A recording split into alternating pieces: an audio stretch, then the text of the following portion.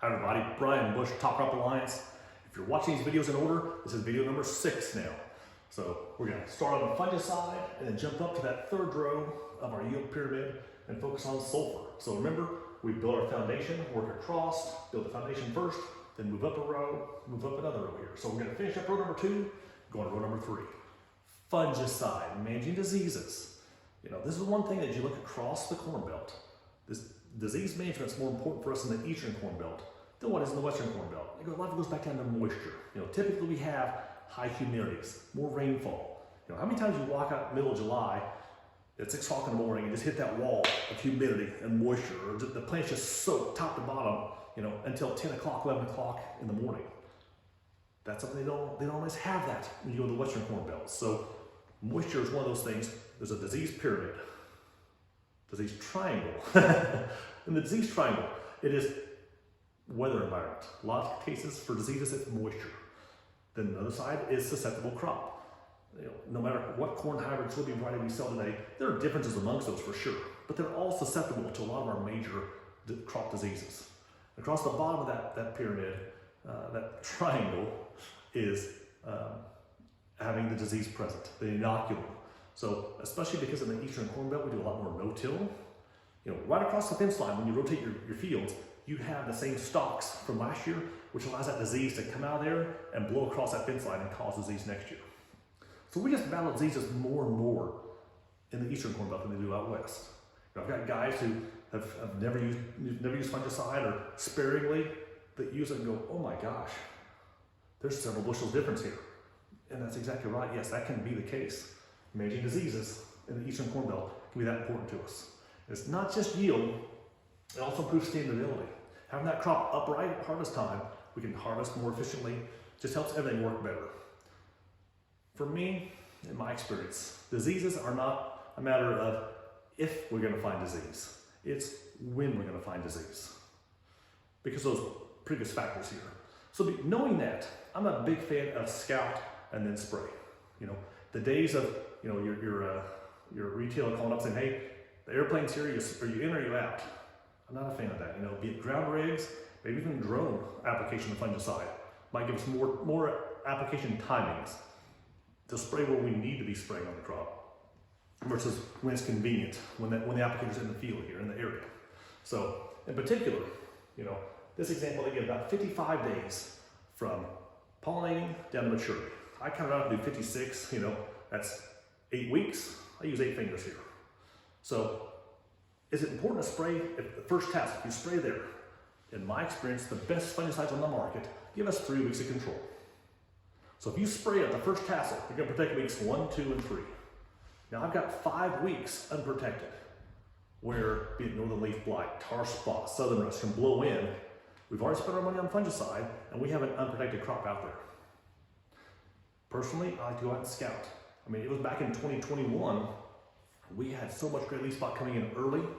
We were encouraging guys to go out and spray pre-tassel because the disease was coming in with a rampage, approaching that ear leaf, and would be yield limiting. So it's not a matter of blindly closing your eyes and spraying later. It's knowing what's present in your fields before you go out to spray. In a perfect world, and no disease present, I'm a big fan of waiting until we get to milk stage. So kind of starting here, focusing here.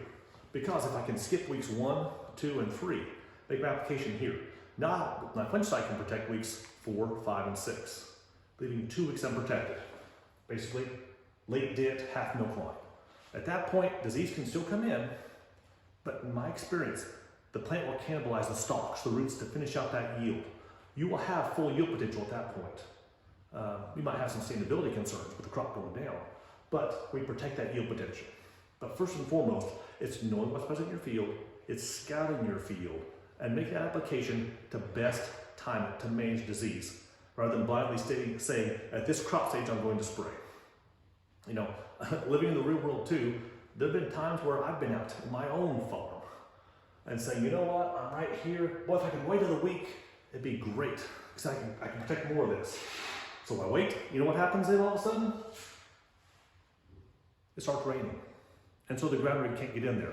And so I miss a week. And now all of a sudden I get out here and it's like, oh no, I kind of missed the window now. Disease is taking off. I was trying to micromanage the exact perfect timing Sometimes it's better just to get it on the crop earlier than trying to time it perfectly and miss the window completely. Because if you can't get in the field to spray it, it doesn't matter. That's one thing that drones can help us control as we move forward here as well. Another option, maybe a little more timely to get there when the crop is ready for it. So now done with the second tier, we get to the third tier. Why sulfur? Well, as I mentioned in one of the earlier videos there, sulfur is a secondary macronutrient, so we need it on the tens of pounds per acre level. Also, sulfur is negatively charged, meaning it does not persist in the soil. So as we get rainfall, it leaches out to the bottom of that soil profile. In the past, we used to get sufficient, if not even excess sulfur from power plants, coal-fired power plants. The Clean Air Act basically eliminated a lot of this for us here. So even in the year 2000, we were getting somewhere between 13 and 18 pounds of sulfur for free from acid rainfall.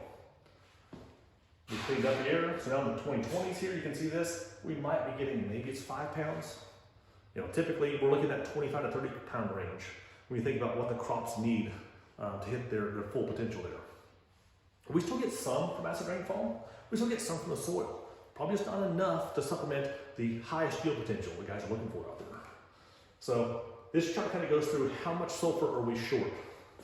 If you look at this, a 75 bushel bean crop, maybe it's getting a little bit less than 5 pounds from the atmosphere. That means that our normal 1 to 2% organic matter soils, we're anywhere from 10 to maybe 3 pounds short on sulfur. Dr. Castile at Purdue would say it's not even just a matter of being short, it's the timing. That when you think about soybeans need sulfur early in the nodulation process. So when you have early nodulation there, sulfur is a cofactor for nitrogen production inside those nodules. So without sulfur, how many times do your beans get to be about 5, 6 inches tall and just stunt, just sit there? It seems like for 2 weeks and don't move. Your agronomist goes out there and looks up and goes, oh, yep, the nodules aren't working yet. Give it time. Well, give it time might mean let sulfur become available and get in those nodules to produce nitrogen. If we can supplement some sulfur, that might be a way to jumpstart those. And Dr. Castile's seen some phenomenal results on supplementing sulfur at planting or even before planting and seeing big yield responses to that. 2023, how many of you had soybean fields that look like this? Every year that went past, we got drier into August. We start seeing these hillsides kind of turn an ugly yellowish, greenish color here, and yet you go not too far away and they're dark green and healthy. Well, pioneer agronomist Jason Geis went out there and actually took tissue samples from these pale areas. Were we short on nitrogen? No, nitrogen was in the ideal range. It is sulfur where we were short. So when you look at this yellowish color was due to insufficient sulfur. I sent out a video digging up roots, looking at it, and we can say, hey, there's no nodules on these roots. That's true also. Nodules need to have moisture, but also they need to have the sulfur.